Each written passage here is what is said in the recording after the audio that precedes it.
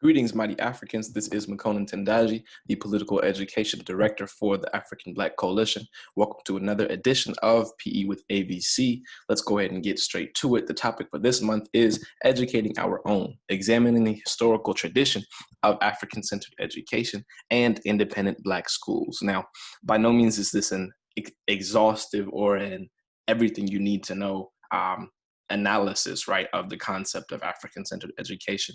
This topic is as vast and as complex as any topic that pertains to African history and African people. And with that being said, there are four critical texts, four foundational texts, if you will, that we will analyze. And from this analysis, we'll be able to construct themes pertinent to African-centered education and independent Black schools. And hopefully by doing so, we can then map out ways to, right, embrace and tangibly seek African-centered education. So the critical texts are Intellectual Warfare by Jacob H. Carruthers, Teach Freedom, Education for Liberation in the African-American Tradition, African Black Psychology in the American Context by Kobe Kambon, and Blueprint for Black Power by Amos Wilson. And the reason why we chose to focus on critical texts is because if we properly engage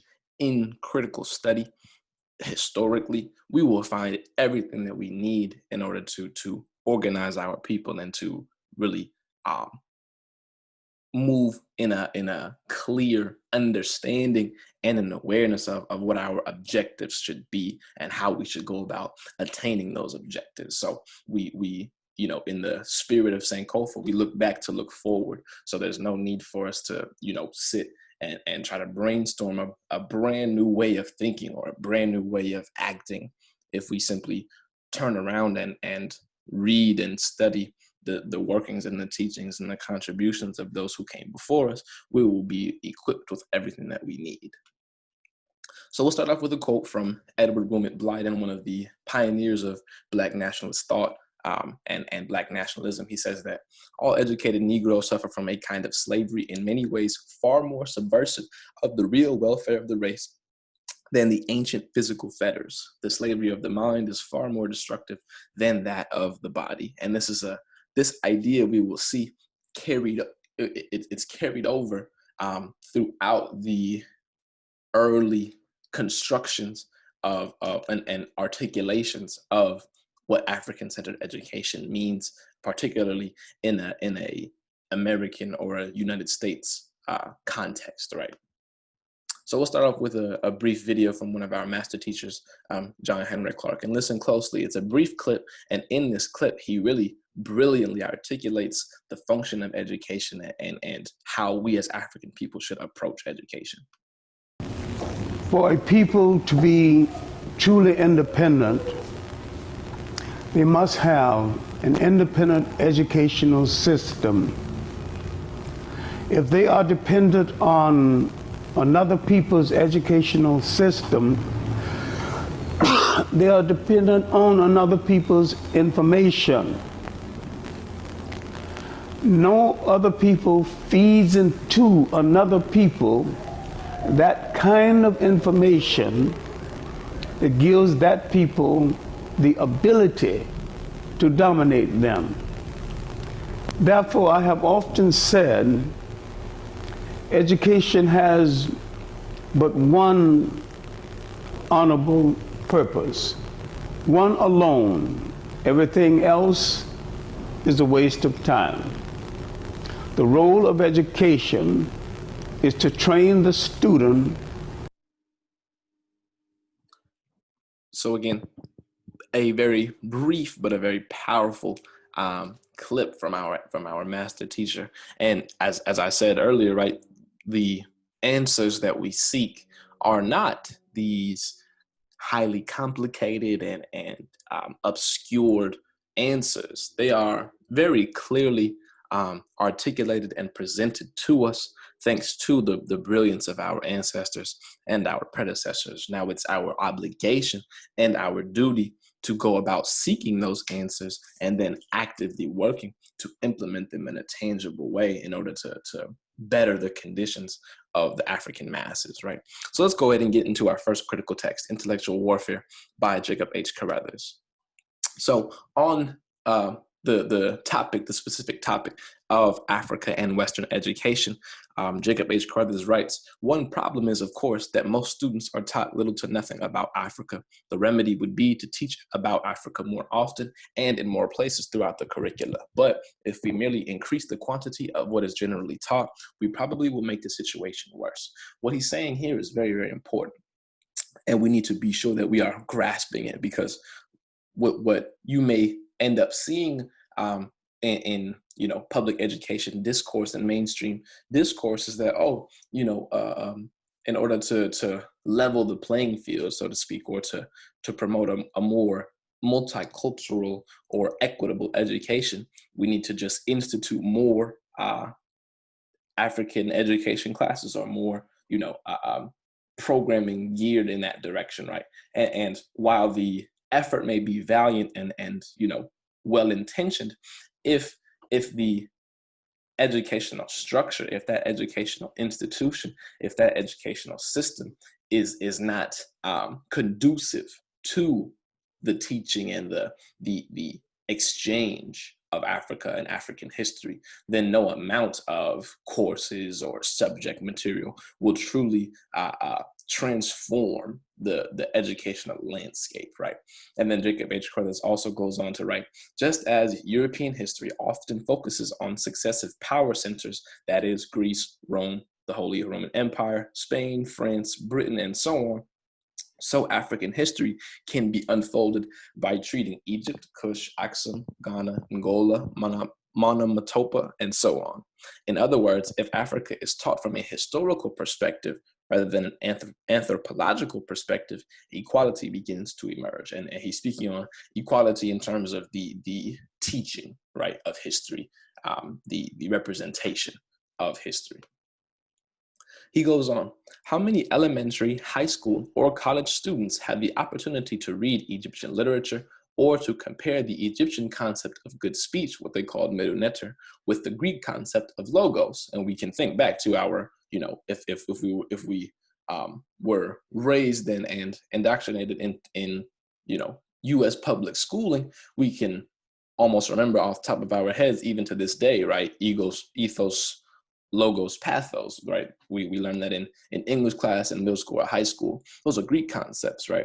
Where in the general education process is Egyptian poetry studied, Jacob H. Carruthers asks. No attention is generally given to Dogon cosmology or Egyptian ethics and philosophy courses. There is a great deal of material, but the problem is that there is no conceptualization of how to use it, and all too often, no determination to use it at all. This is so critical what he's saying, because he's specifically challenging the teaching of a logos, pathos, and ethos in a public school English course, right? He's specifically targeting these seemingly normal ways of teaching and these normal subjects to learn, right? That the masses of students are expected to learn. And he's saying there is no lack of material, right? It isn't as if there is no African primary materials to study. He says that the problem is there is no thought given on how to use it. And that's exactly what the problem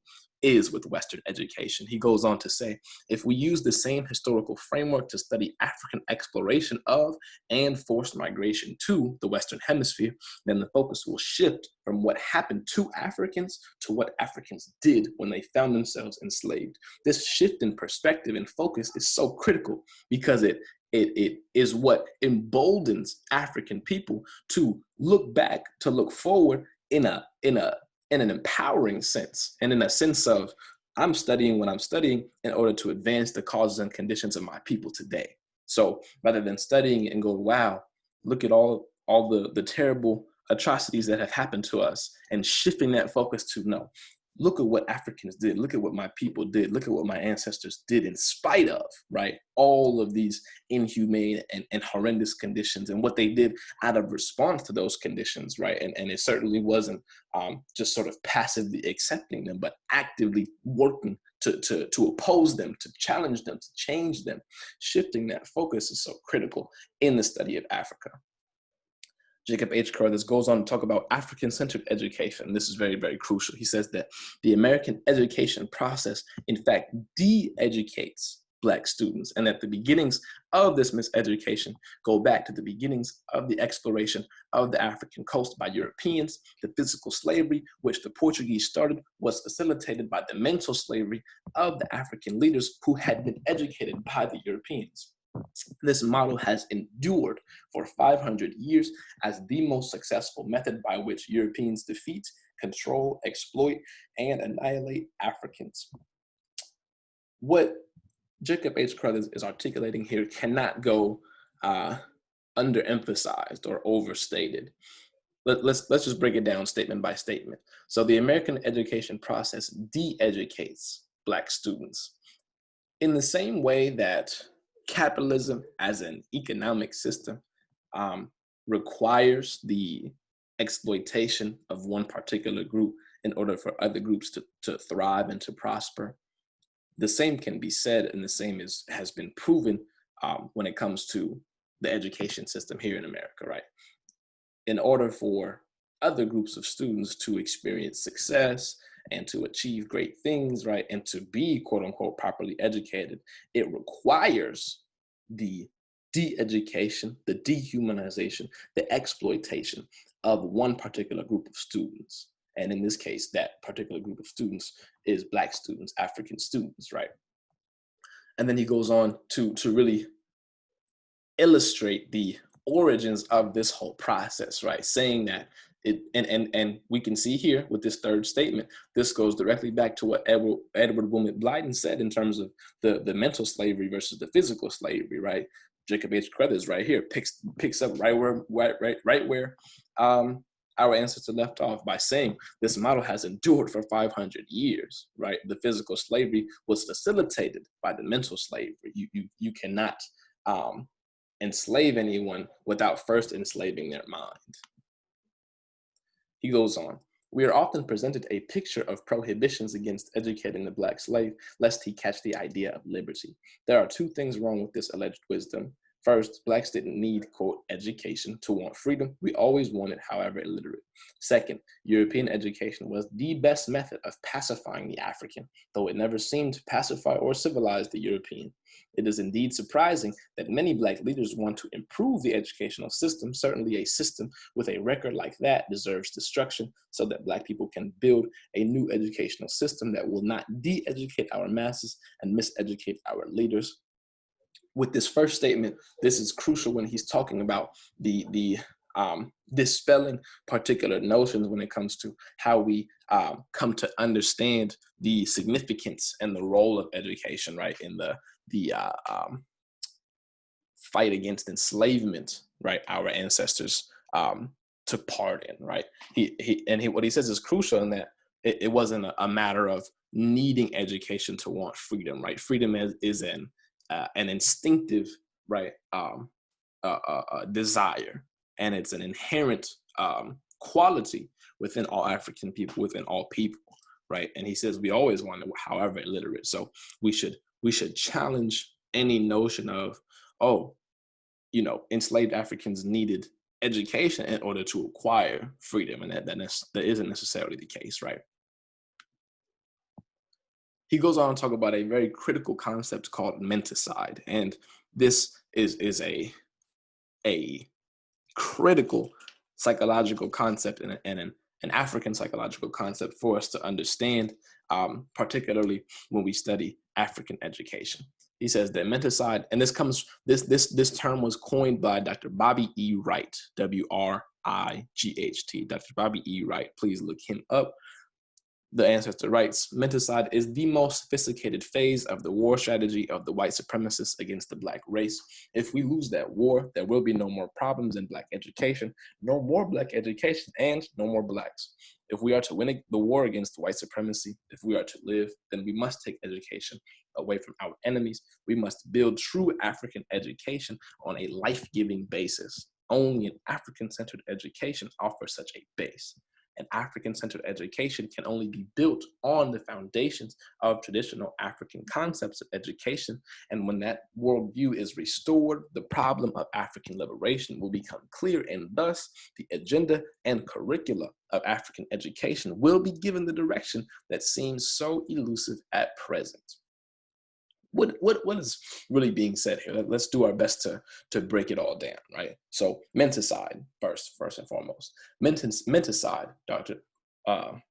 Jacob H. Carruthers articulates how menticide is that invisible warfare being waged against our people, right? It goes back to what Edward Blyden said about the mental slavery as a necessary agent, right, and an active actor in the physical enslavement of our people, right? He says simply, we must take education away from our enemies. There is no historical record of an oppressed people gaining their liberation, right? Fighting and freeing themselves from their oppression by sending their children to be educated by their oppressors, by their enemies. There's no historical record, and there never will be. And then an African-centered education, right? Understanding that we are not, as we said earlier, we are not seeking to construct an entirely new idea of education. There's nothing new under the sun, as many of our elders and ancestors would say. We simply need to build upon the foundations of traditional African concepts of education. Essentially, our efforts towards African-centered education are restorative, right? And they're not imaginative necessarily. We are simply working to restore what has been distorted, what has been stolen from us, right? And once that restoration takes place, we will find ourselves where we need to be. So now moving on to another critical text, Teach Freedom, Education for Liberation in the African American Tradition. This is a more recent or a more contemporary text. This was published in 2012. Each child is capable of learning complex bodies of knowledge and problem-solving strategies, and that each child has the moral responsibility to use that knowledge for the good of his or her family and community. This is a very simple yet profound teaching that cannot be underestimated or understated. We need to really challenge our current thinking about our children, and our children, meaning African children, Black children, right? There is no freedom work. There is no justice work. There is no abolition work, whatever you want to call the work, without centering the conditions, the status, the needs of our children, and not just finding out what they want and then working towards that. No.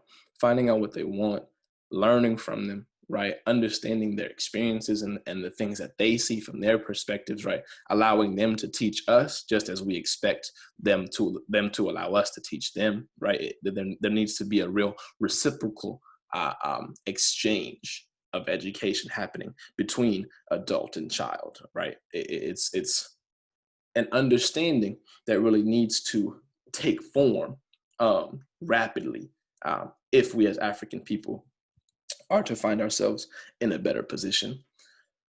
And then the concept of African-centered pedagogy is articulated, and that this should fulfill the following aims: legitimize African stores of knowledge, positively exploit and scaffold productive community and cultural practices, extend and build upon indigenous language, reinforce community ties, and idealize the concept of service to one's family, community, nation, race, and world, promote positive social relationships, impart a worldview that idealizes a positive, self-sufficient future for one's people without denying the self-worth and right to self-determination of others, support cultural continuity while promoting critical consciousness, and promote the vision of individuals and communities as producers rather than as consumers. Essentially, an African-centered pedagogy is not that if it does not fulfill the following aims.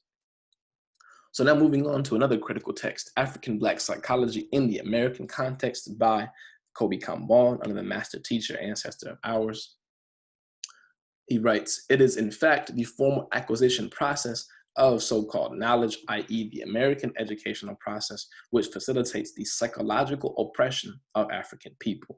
This occurs primarily through African people's failure to comprehend the critical role played by the education process as the perpetrator of the European value system / the European worldview.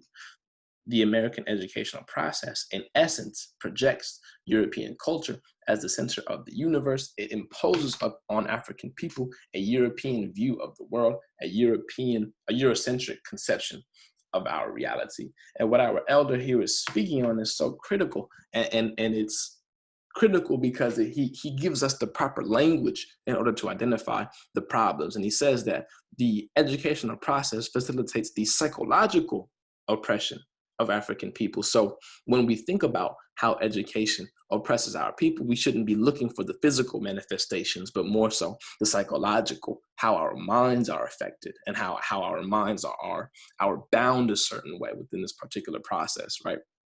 And understanding the education process right here as the perpetrator of the European value system and the European worldview, this could not be emphasized any greater, because when we think again and as we sit here and reflect upon our own educational experiences, right, I would really challenge all of us to think back to what you read in school, who you talked about in school in terms of, historical figures and movements and nations and things like that, right? And then you'll see the pattern, right? You will see the consistencies and the inconsistencies, right? And above all, you will find, right, the perpetuation of European values, right, and the European worldview. Our elder goes on, the European American educational process then psychologically and culturally oppresses Africans by fostering them in a distorted and faulty orientation to the actual realities of their oppressed condition and of their unique African character or cultural reality. We must at the same time be highly cognizant of the fact that for Africans, European-centered education involves much more than simply the acquisition of so-called objective skills. While skills are being acquired, beliefs, attitudes, and patterns of behaving that are consonant with the European definition and meaning of such skills are also being instilled or indoctrinated. This is so major. What our ancestor or our elder is really speaking on here with this second statement in particular is we should really challenge ourselves to develop an understanding that as long as we are in these European-centered educational institutions, we are not simply there to acquire knowledge objectively, right? We are not business majors and we just study business, void of race or void of a particular cultural focus, right, or framework. He says that while these skills are being acquired, what is also being acquired are beliefs, attitudes, and patterns of behaving that are not in line, right, with African history or with ourselves as African people, but in fact, they are in direct contradiction to who we are, right, as people internally and historically. So we need to understand that and understand that there is no objectivity when it comes to education and the acquisition of skills, right? Now moving on to a very, very critical text, The Blueprint for Black Power, written by Amos Wilson. If there is no other book, that you choose to read or decide to read, please let it be this book, right? It very much is a blueprint for Black Power, right? And in the particular section of this book entitled Education for Servitude, Corporate Philanthropy, and the Shaping of Black Higher Education, our ancestor Amos Wilson really brilliantly traces the origins of higher education for Black people in the US, right? And the ways in which ideology was infused into that construction. He says, crucial to the economic viability and educational development of Black private colleges were the philanthropic organizations financed primarily by Northern industrial capitalists. The ascendance of industrial or corporate philanthropy in determining the character of Black education represented no mere change in the funding of Black education from missionary to industrial philanthropic hands, but more importantly, it represented a seismic change in the perception of the role Blacks were to play in Southern society and the nation as a whole. So what he's saying here is that at the inception, right, of higher education for Black people in the U.S., right, it was there was a focus created and sustained, right, on economics, on industrial function and efficiency, and not industrial function and efficiency that benefits or empowers Africans, but one that empowers, right, the aims and objectives of European capitalists. Essentially, they were trying to figure out what to do with us, right, in ways that could benefit them in their affairs, right, so to speak. Amos Wilson goes on, equal rights for Southern Blacks was of little or no concern to Northern businessmen. They had virtually no interest in transforming the region's racial caste system. Negro industrial training, as it was called, was recognized by industrial philanthropists as the most appropriate form of education for Blacks who were expected to help maintain the racial order and political stability and help advance the material prosperity of the South by keeping to their assigned place and playing their designated roles in the social and economic system of that region. So you will see at the inception of Black higher education, the intention was, and this is the intention of these industrial capitalists and philanthropists. They basically gathered themselves and asked themselves, what do we do with these Negroes? What do we do in order to sustain the growth, right, of our social and economic system so that we maintain control, domination, and stability, right, without outright exterminating all of these Blacks, right, without we can't regress back into slavery. So what do we do with them? So what they did was they established higher education. They said industrial training could be that new concept, right, that was presented to Black people and say, hey, this is how you can sustain your own. And as Amos Wilson goes on to talk about, these ideological origins and objectives remain consistent today.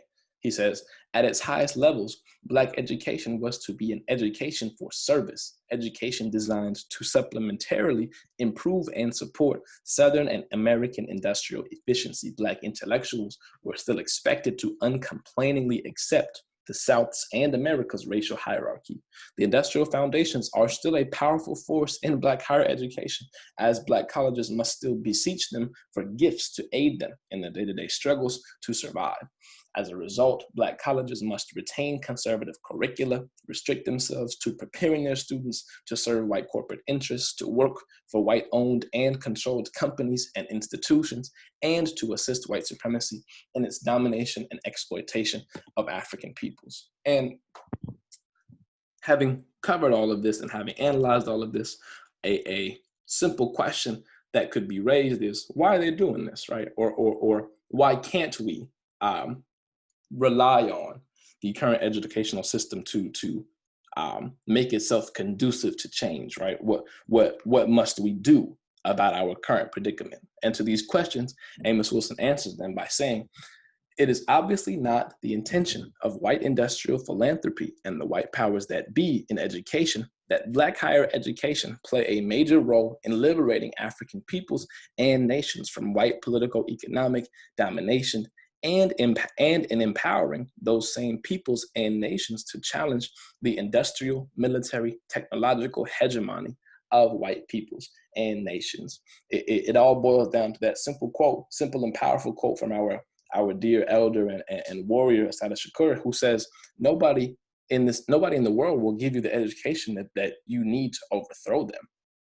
And that same theme, that same teaching is consistent, right, throughout our radical tradition, our historical tradition of African education. There's no way we can be in our right minds and say, oh, we can depend on receiving an education from our enemies that will free us from our enemies. That just is in contradiction, right, to the function and the historical record of oppressed peoples and oppression. So we'll close with another brief clip from another ancestor, from Amos Wilson himself. And he also speaks on, similar to John Henry Clark, he speaks on education and its function for us as African people. In the institutions of higher education, Harvard or Yale or anywhere else, is an education for servitude. Too often we, as African Americans, assume that the purpose of education is to prepare ourselves for jobs. We do not ask, why is it that we are not being educated to create jobs for ourselves? We assume that those jobs will be offered to us by other people. So immediately our education is colored by a need to serve and by a presumption that we will always serve.